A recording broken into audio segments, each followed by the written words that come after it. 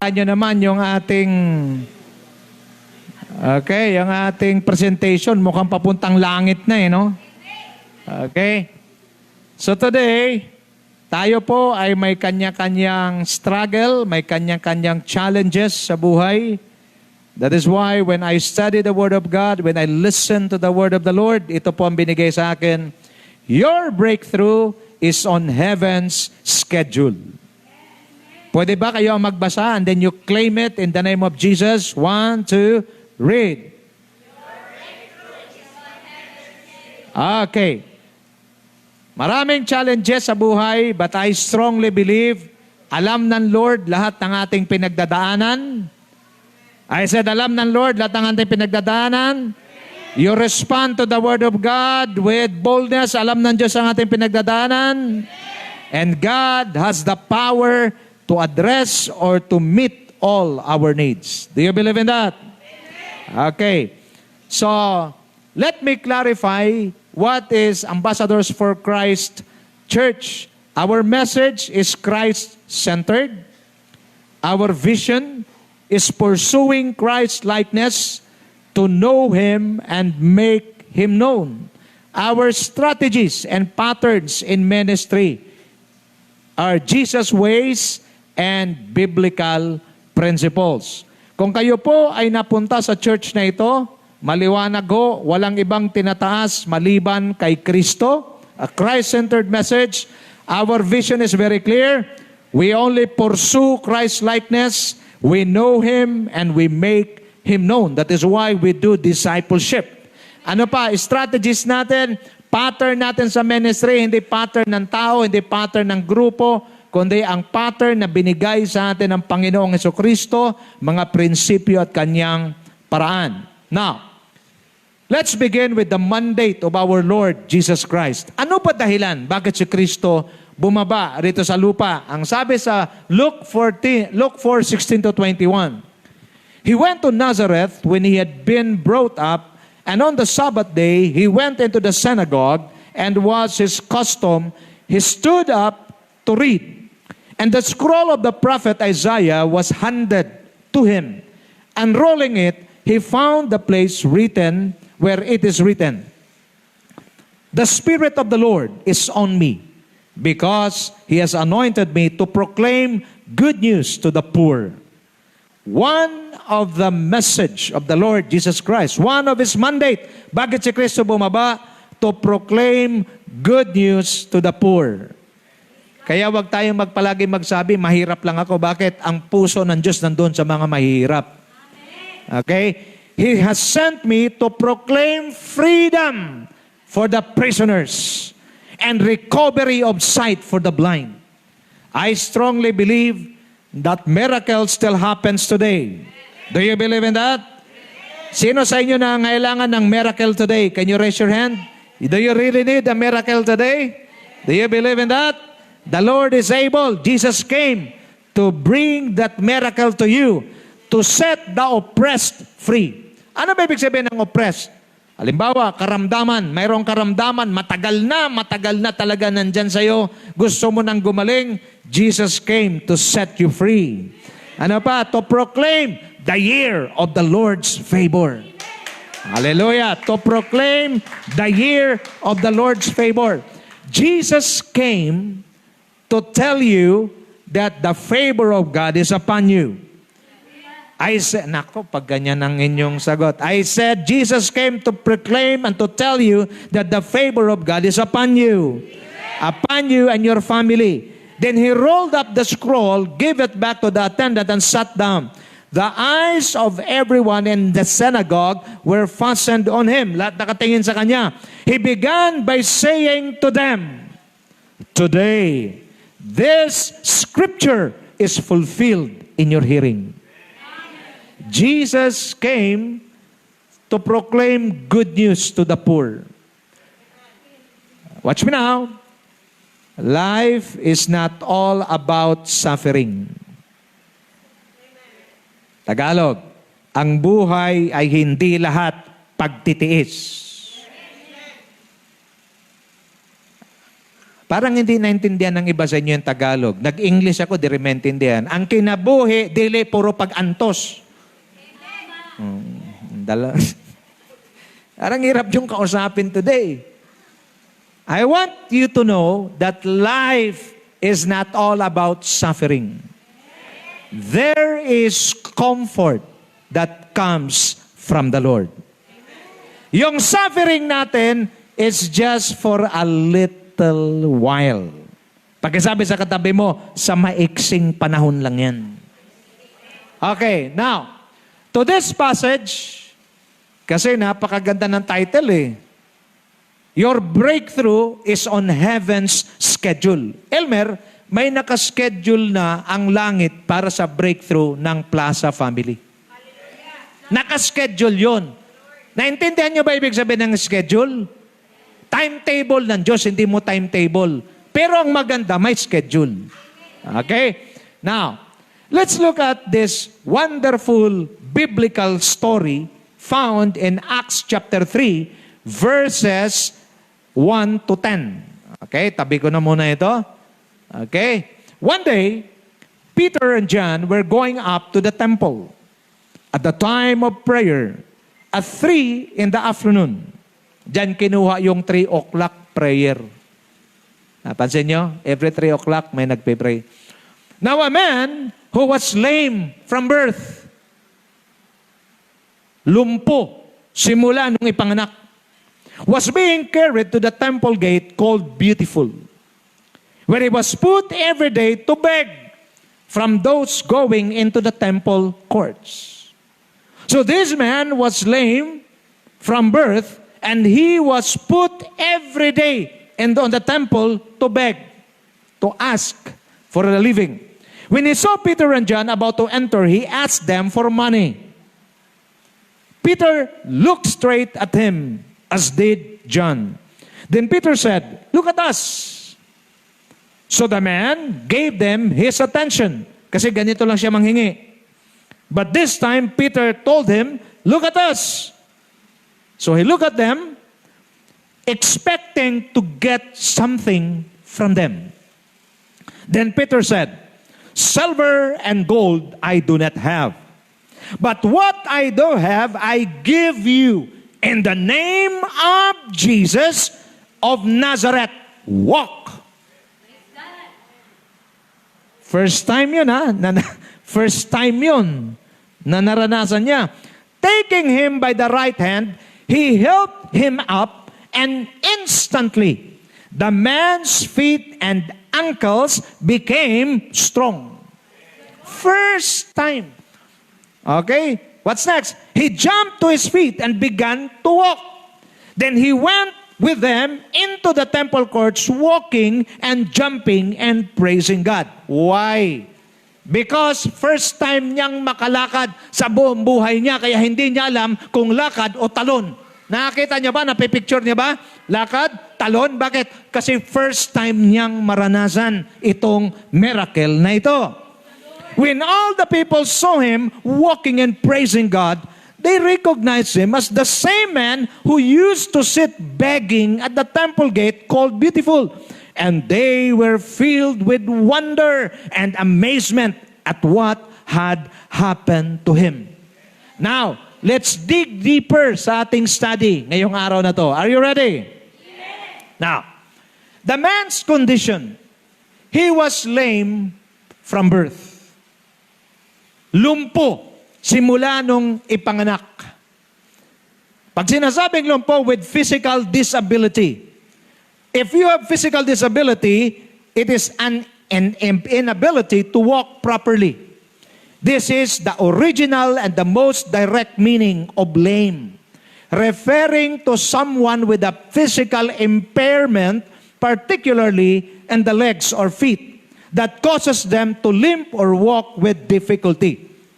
Kaya siya walang trabaho kasi hindi talaga siya makalakad. Kumbaga sa ating pangsalita, baldado. Simulang ipanganak, baldado. Ano pa? Kaya ang tanging trabaho niya lang ay manlimos. He was a beggar a beggar is primarily defined as a poor person who lives by asking others for money or food. The term can also refer to a very poor person. Hindi lamang poor, very poor. As a verb, to beggar means to make someone poor or to make something seems inadequate or useless. Now, I want you to imagine the kind of life that this man has. Na-imagine nyo? Di ka na makalakad, binibit-bit ka na lang, nilalagay ka sa pintuan ng templo para doon manghingi. Alam naman natin, wala naman ako nakikitang nanlilimos na namumwersa. Lalo na, pastor, meron ako nakikita. Pag nasa church ka, di ka pwedeng mamwersa kasi palalayasin ka ron. So, I want you to imagine, try to put yourself in the shoes of that person. Imagine nyo kung kayo yun. Nakaw mo, Sister Susan, kung ikaw yun, araw-araw di ka makakalakad. Araw-araw nandoon ka sa templo. Ito ang ginagawa mo. So I came up to a conclusion na nagsasabi, his everyday condition is full of hopelessness and helplessness. But the good thing for this man is this, he fought and kept living his life. Mga kapatid, kahit na yung kanyang kalalagayan ay mahirap, kahit na yung kanyang kalalagayan ay hopeless, privy, this is already hopeless. Since birth, you're lame. You are just begging. It is helpless. But the good news, but the good thing in the life of this man is he fought and kept living his life. All you need to do, Joseph, is to fight. All you need to do is to take a stand of what you're going through right now. Kasi kung hindi mo yan, Elmer, lalabanan, sinong lalaban para sa'yo? Hindi ako ang pwedeng lalaban para sa'yo. Laban mo yan, ikaw ang humarap niyan. Nagkaintindihan? Maybe you are hopeless, maybe you are helpless. Now, I want you to understand, your breakthrough is on heaven's schedule. Ang hindi alam ng layman na to, Pastor Rao, nakaschedule yung breakthrough niya sa langit. God in heaven has an appointed time for our breakthrough. Do you believe in that? Benny, may naka-appoint na oras para sa breakthrough mo. The following characteristics must be observed carefully. Are you ready? Breakthrough sometimes is this, it is unexpected. The carriers of his breakthrough, the apostles, Peter and John, came at the time of prayer. Elmer, pumunta lang naman si Pedro at si Juan para mag-pray. Malay ba nila na mayroong lumpuron? Wala sa plano. Ang alam lang ng layman, manghingi. Kaya nga sinabi ni Peter, look at us, tumingin siya. Ayan na, nakatingin na ako, baka pwedeng bigyan nyo na ako. Pero iba eh. Your breakthrough, your schedule, watch me now, your schedule from heaven is unexpected. The more na nag-expect ka, Brother Max, the more na tumatagal. Madalas, di ba, pag may in-expect ka, ibibigay ko sa iyo ngayon ito ha, maya-maya, naghintay ka, wala pala, nakaka-frustrate. That is why itong taong ito, wala siyang ini-expect. Pero nung makita ng Diyos na continue, na lumalaban siya sa buhay at siya'y patuloy na nabubuhay, dumating ang schedule ng kanyang breakthrough. Unexpected. Today, while you are listening to this message, get ready. Because unexpected miracles, unexpected blessings, unexpected provision may come anytime. Pangalawa, it is the same as usual. An ordinary day, he did the usual thing that he was doing, begging daily at the beautiful gate. It is the same as usual. Wala namang bago. Makinig kayong mabuti. Your breakthrough is on heaven's schedule. Wala siya magawa ni Riz. Anong ginawa niya? Punta siya doon, nanghingi. When the Lord impressed this revelation in my heart, maybe some of you, pagod na kayo sa trabaho. Ayoko na. Nakakapagod tong trabaho na to. Sa palagay nyo yung pilay, hindi nakakapagod. Buti ka nga pagdating ng katapusan, alam mo na may sweldo ka. Itong pilay, by chance. Pwedeng maraming magbigay today, pwede ring wala. Buti nga kayo, sureball Pagkasabi sa katabi mo, mabuti pa pala tayo. Now, watch me now. It is just an ordinary day. Alam niyo, pag ang Diyos kumilos, He can turn ordinary things into an extraordinary. It is just an ordinary day. Pagod na ba siya? Pagod na. Manlilimos na naman siya, nakakahiya? Nakakahiya na.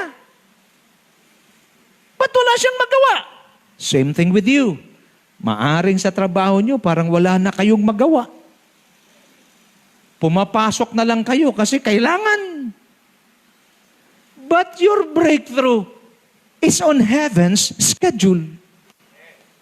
Alam niyo ba na pwede kayong i-meet ng Diyos? Ayusin ko ha. Mamimit lang kayo ng Diyos kung nandoon kayo sa lugar na pinaglagyan niya sa inyo. This layman cannot experience his breakthrough kung wala siya doon sa gate at nagmamalimos. Mga kapatid, makinig mabuti. Itong laman na to, naghahanap palagi ng comfort. Pero si Lord, gusto niya, Prince, doon kanya matagpuan sa lugar na kanyang pinaglagyan sa iyo. Pastor, mahirap na yung trabaho. Hindi na ako masaya. Doon ka ng Diyos. Ando ng schedule mo. Pakitanong ngayon katabi mo, nakaka-relate ka ba? God's schedule for you is in that place where He planted you. Ngayon, inaayawan mo yung lugar na yon. Kung itong sabi nitong layman na to, nagsasawa na ako sa beautiful gate. Ilipat mo nga ako ng lugar, baka maganda-ganda ang kitaan. Hindi. Kung saan ka ng Diyos itinanim, in that place, you will flourish. Kaya hindi mo maranasan ang breakthrough kasi panay ang reklamo mo.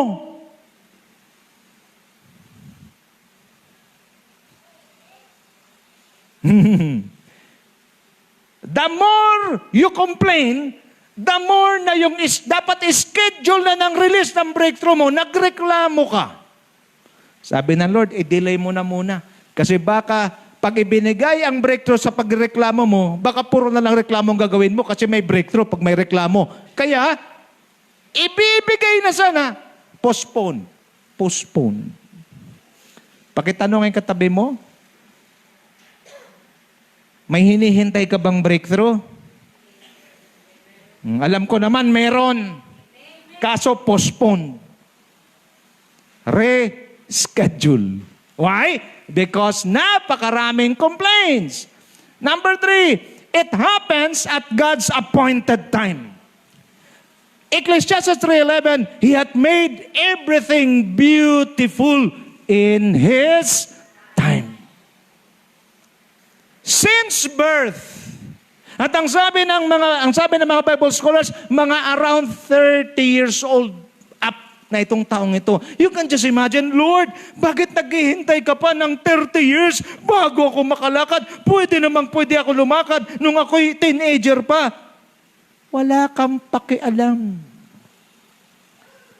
Schedule ng Diyos yan. Amen?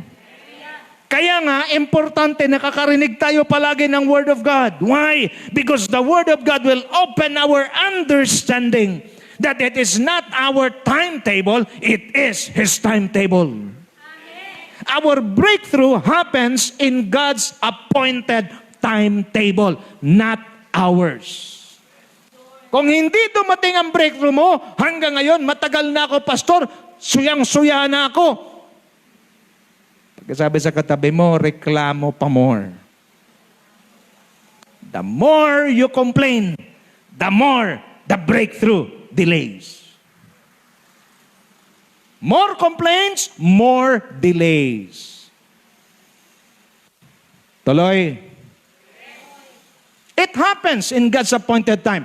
It is not the desire of the layman. Ang sa kanya, bigyan nyo lang akong pera, uwi na ako, balik na lang ako bukas. Only God holds our breakthrough. He is the great healer and deliverer. The answers. Ako man nanonood lang sa akin ngayon nasa Luneta. Hindi rally. Hindi protesta. Diyos ang kailangan ng ating bansa. He is the only one who holds our breakthrough. He is your great healer. He is your great deliverer. Nothing more, nothing less. Ano man ang problema pinagdadaanan mo, Diyos ang kailangan mo. Pero dapat careful ka. Unexpected. Kung saan ka ng Diyos itinanim, saan ka ng Diyos ipinosisyon, doon ka lang, huwag kang umalis. Bakit? Kasi kung hindi ka na talaga para dyan sa trabaho mo, hindi mo kailangan mag-isip, ang Diyos mismo ang bubunot sa'yo dyan. Ang problema sa atin, tayo ang magsasabi, Lord, alisin mo na ako rito. Ang sabi ni Lord, dyan nga ang schedule mo eh.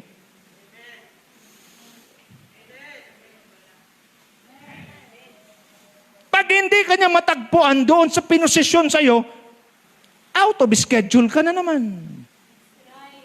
Clear? The power and authority of Jesus' name. There is power in the name of Jesus. Do you believe in that? I said there is power in the name of Jesus. Ano mang klaseng sakit, ano mang klaseng problema, ano mang klaseng pagsubok, ano mang kasalimuot yung buhay, the moment you pray in Jesus' name, hallelujah. There is always an answer in the name of Jesus. Peter makes it clear that the miracle is not due to his own power, but the authority of Jesus Christ. Whatever happens, the moment you experience your breakthrough, always remember, it is not a person, it is not your intelligence, it is the power and authority of Jesus' name. Note, the man is begging for money. Watch me now. Spiritual needs are greater than material needs. Kayo nga magbasa, please read loud, very loud. 1, 2, read. That is why if you are seeking for money, if you are asking for material things and money will not satisfy you. Do you agree? It will not satisfy you. Because if it is true that money and material things can satisfy, wala na sanang nagnanakaw ng flood control. Billions of money. But why is it that they keep on stealing the money of the government? Why? Because the spirit of greed has no satisfaction. The layman asked Peter and John for money. Alms. But Peter gave him something far more valuable. What is it? Physical and spiritual restoration. This demonstrates that healing and salvation are a higher priority than temporary material relief. That is why habang tumatakbong investigation sa flood control, may nagbabalik na ng mga sasakyan. Yung sasakyan niyang isa, 12 million. Yung isang ibabalik na G, 58 million. Yung isang ibabalik pa, 30 million. Hallelujah. G, yun yung tax mo. Praise God.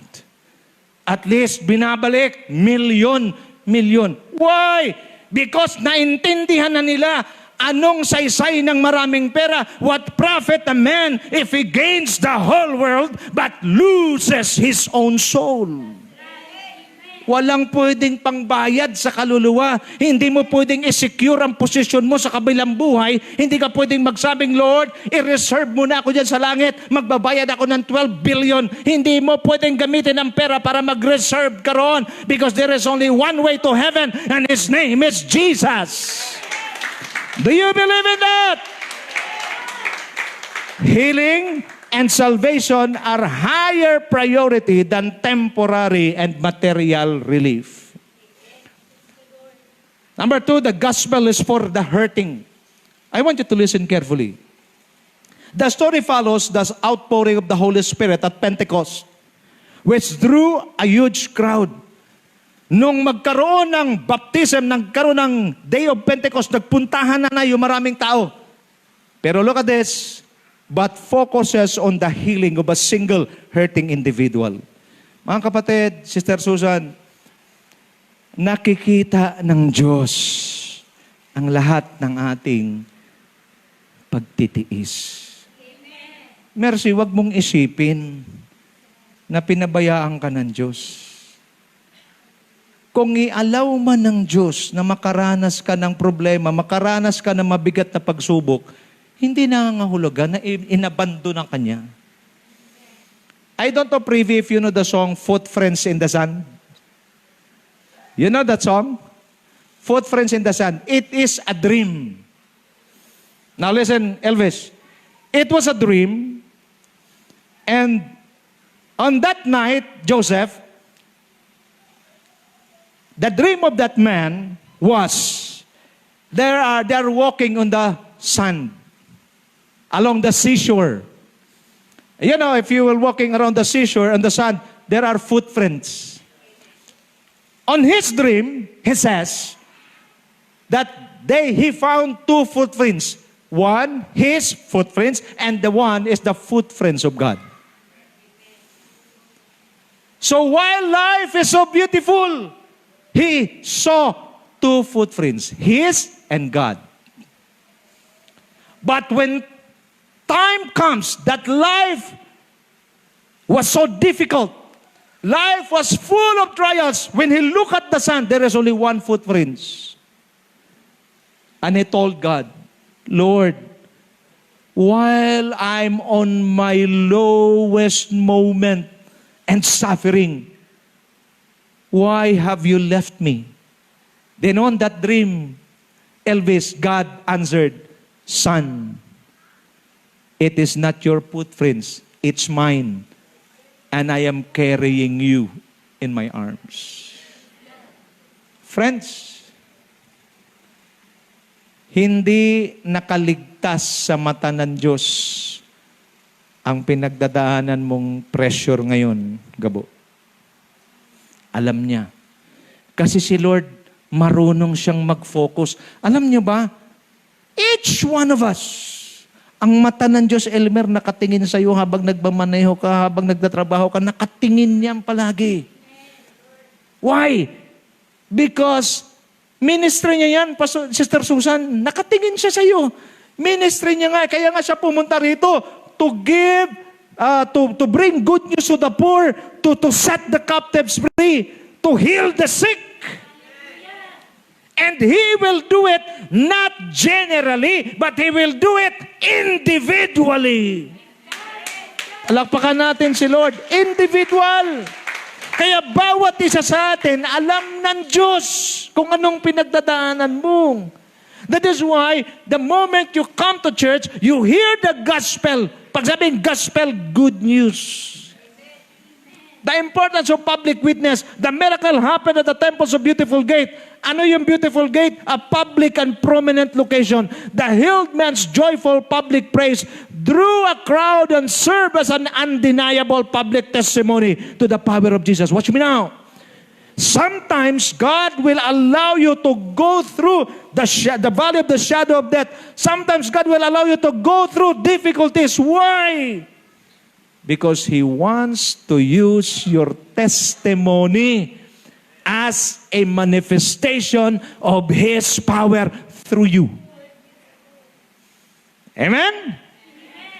Ginagawa ka ng Diyos na modelo.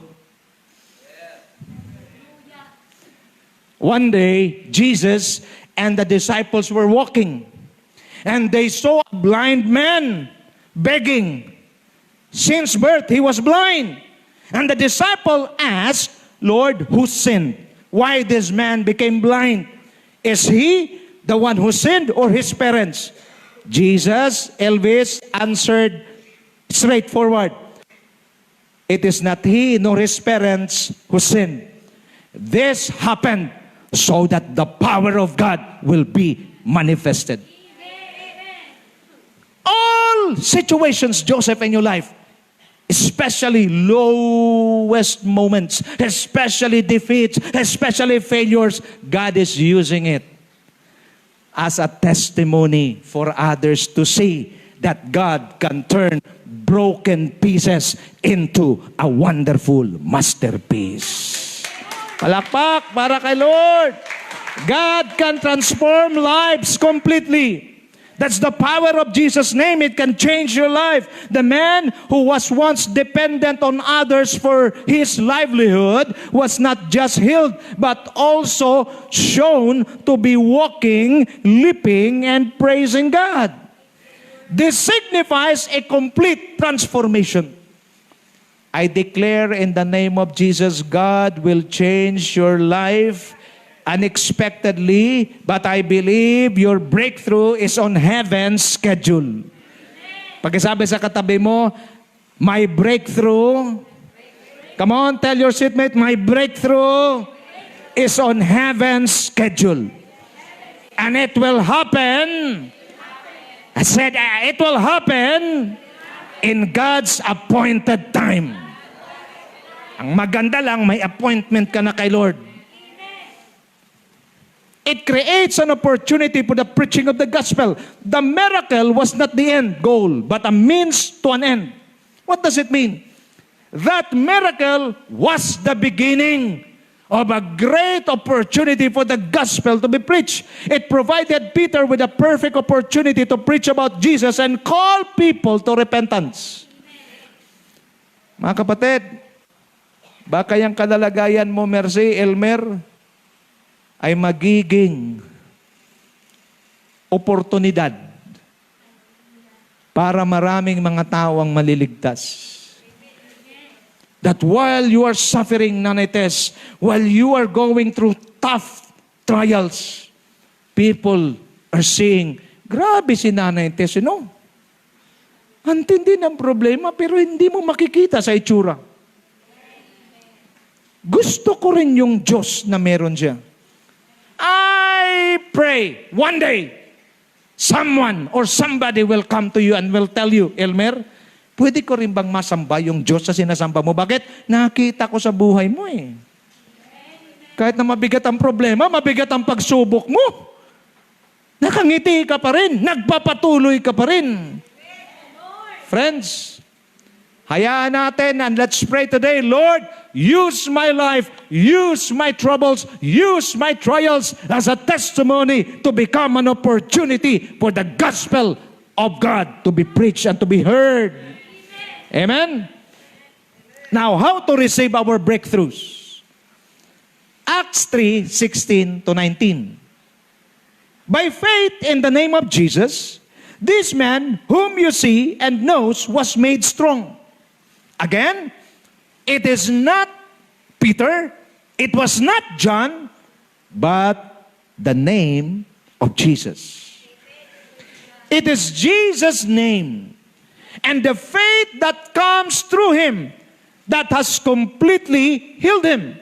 As you all can see. Now, fellow Israelites, I know that you acted in ignorance and did your leaders, but this is now God fulfilled what He had foretold through all the prophets, saying that this Messiah would suffer.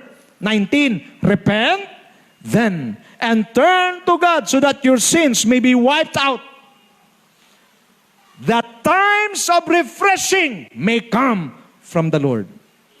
Number one, have faith in the power of Jesus' name. What does it mean? Be full of expectation for what God is about to do.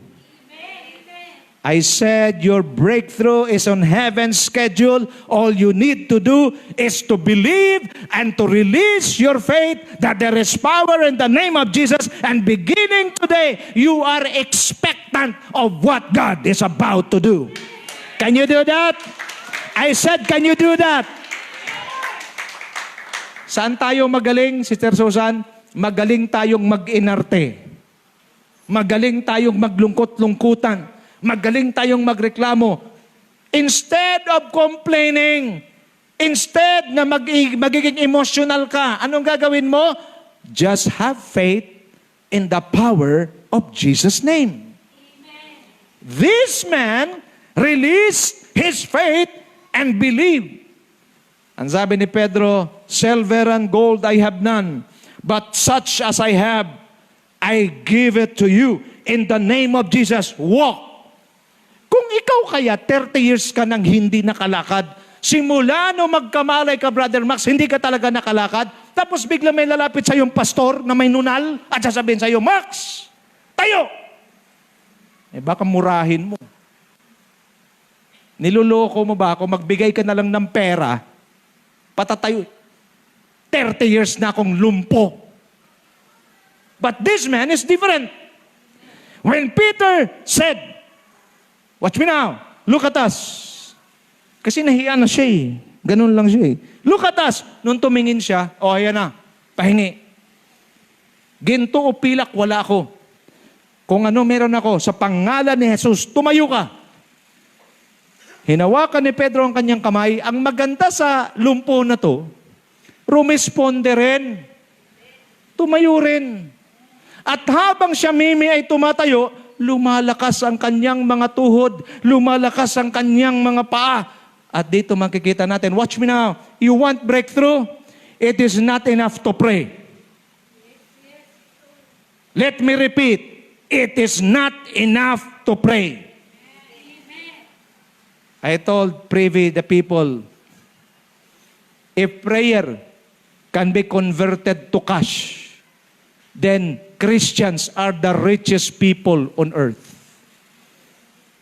But sorry, prayer is not enough. I am not saying that prayer is not good. Prayer is important, but it is not enough. Lord, heal me. Then help yourself. You're praying for healing. Then help yourself. I am healed in Jesus' name. Then you eat nutritious food. Avoid stress. That is helping yourself. Do you believe in this? Release your faith. Instead of just meditating those stressful thoughts. Wala kaming pera ngayon. Ang hirap na ng buhay ngayon. Sino ba may sabing madali? Mahirap na nga, iniisip mo pa. Mahirap na yung galing sa labas, isasaksak mo pa sa utak mo yan. Sa akin, simple lang, mahirap. Life is hard, but God is good. Hallelujah! Palakpakan natin si Lord. True! It's true! Life is hard, but my God is good. Yes, I have sickness, but God is my healer. Yes, I have needs, but God is my provider. You always have the reason to exist. Remember this man is lame since birth. This man is just begging for money. Mapalad ka pa rin, may trabaho ka. Mapalad ka pa rin. Huwag ninyong basta-basta ayawan yung trabaho. Sabihin ninyo, mahina, mahirap. Kasi mas mahirap pag walang trabaho. O gusto nyo subukan nitong umupo doon sa pintuan ng GCCF at nakaganon. Ayaw nyo naman yata. Pangalawa, repent. Acknowledge that we sin against God and willing to forsake sin completely. Sabi ni Lord, repent. Another meaning of repentance is this: change the way you think. Pagkasabi nga sa katabi mo, change the way you think. That is repentance. From your situations to His provision. Okay. Real talk tayo. Real talk. Sa mga sumusweldo sa inyo, paglapag pa lang ng pera sa kamay mo, di ba yung iba sa inyo, yung pera, yung sweldo nyo parang ibon. Paglapag pa lang sa kamay mo, lumilipad din kagad, papunta sa babayaran mo. That's your situation. But if you change the way you think, yes, my resources is not enough, but His resources is overflowing. Do you believe in that? Change the way you think from hopelessness to fruitfulness. Privi, God created you to experience a fruitful life. Fruitful life, not fruitless. What else? From nothingness to fullness. Yes, wala ako ngayon. Yes, wala kami ngayon. Wag naman yung walang-wala. Ang hirap naman yung walang-wala. Wala lang. Pwede ba yan, Sister Susan? Wala lang. Ha? Napaka-negative naman yun. Walang-wala ako ngayon. As long as you have this coin, hindi mo pwede sabihin, wala akong pera. Hindi nyo pwede sabihin, Gabo, wala akong pera. Meron no? Ano tawag mo rito? Pera ba to? Pera to, hindi. O, meron akong pera.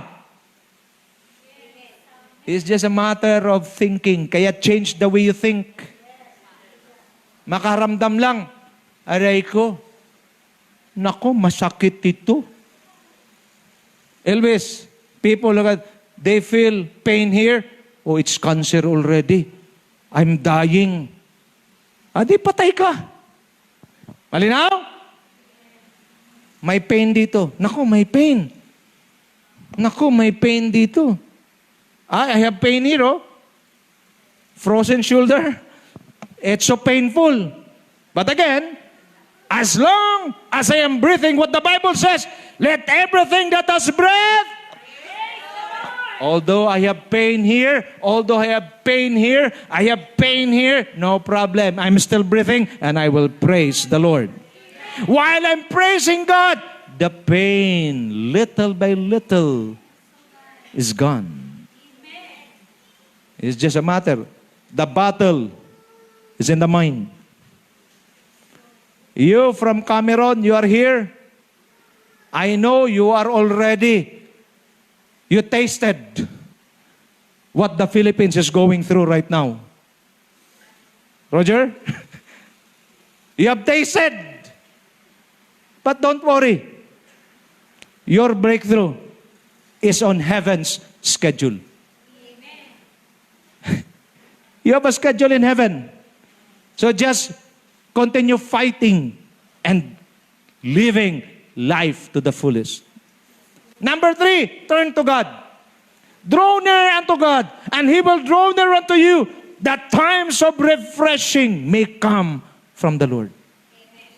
After trials, after troubles, get ready, because the moment you repent, the moment you have faith in Jesus' name, the moment you turn to God, what comes next? A time of refreshing. You will feel refreshed. Why? Because this is what God wants for His people. Have you experienced how to be refreshed? Nasubukan nyo na ma-refresh? Paano ba yung refresh? Example natin, yung uhaw na uhaw ka, you are so thirsty, you're walking under the heat of the sun. What do you want? A cold water. And the moment you drink that cold water, ano sabi ni, what Elvis says? Refreshing. This is what God wants for His people. After sufferings, after difficulties, this lame man for 30 plus years suffered. But on that moment, when the time of refreshing came to him, he was jumping, he was leaping, he doesn't know how to walk. That is why he's doing like this. He's just like a grasshopper. Why? Because since birth, he never experienced how to walk. Lift up your hands. I prophesy to you in the name of Jesus, ang hindi mo pa natikman sa buhay mo, what you have not tested in your life, I declare and I release you and I prophesy to you in the name of Jesus, what you are desiring right now, as heavens has your own schedule, your breakthrough is on heaven's schedule. In Jesus' name, you will receive it. Just like this lame man who experienced miracles, I declare and I release in Jesus' name, receive your miracles in Jesus' name. Palapakan natin ang Panginoon. Glory to God. Come near to God and He will come near to you. Jesus said, come to me, all who are labored and weary and burdened, and I will give you rest. John 6:37, however, those that the Father has given me will come to me, and I will never reject them. It is God's joy to heal and deliver His people from suffering and difficulties in life. Today, tell your seatmate, today. Okay, God's Word reminds us that God sees everything we're going through in life. Sister Susan, nakikita ng Diyos. Maging yung mangyayari sa iyo sa 2026, nakita na ng Diyos. It is His pleasure to set His people free. Tuwan-tuwa ang Diyos gabo pag kayo ay napalaya. Cheer up and arise, people of God. Your breakthrough is on heaven's schedule. Are you ready to step out in faith, turn from sin, change your thinking, and return to God? This is our God-given moment. This is our appointed time. Our breakthrough is on its way. I said our breakthrough is on its way. Because the moment you receive the word, the next thing that will going to happen is the heaven will respond and the heaven will release what you have heard. Rejoice in the Lord always. And again, I say rejoice. Let us all stand. Hallelujah. Your breakthrough, remember this, your breakthrough is on heaven's schedule. Father, in the name of Jesus, help us to release our faith in the power of Jesus' name. And that is to be expectant of what God is about to do. Help us to repent. We repent from all doubts. We repent from all complaints. We repent from all things na nabanggit namin na walang kabuluhan, and we change the way we think. Yes, Lord, life is hard, but God is good. And today, Lord God, we turn to you and we welcome the time of refreshing. We give you praise and we give you honor. This we pray in Jesus' name. Amen and amen and amen. Palapakan natin ang Panginoon. Glory to God. You may be seated in the presence of the Lord. Tawag ko si Oliver para sa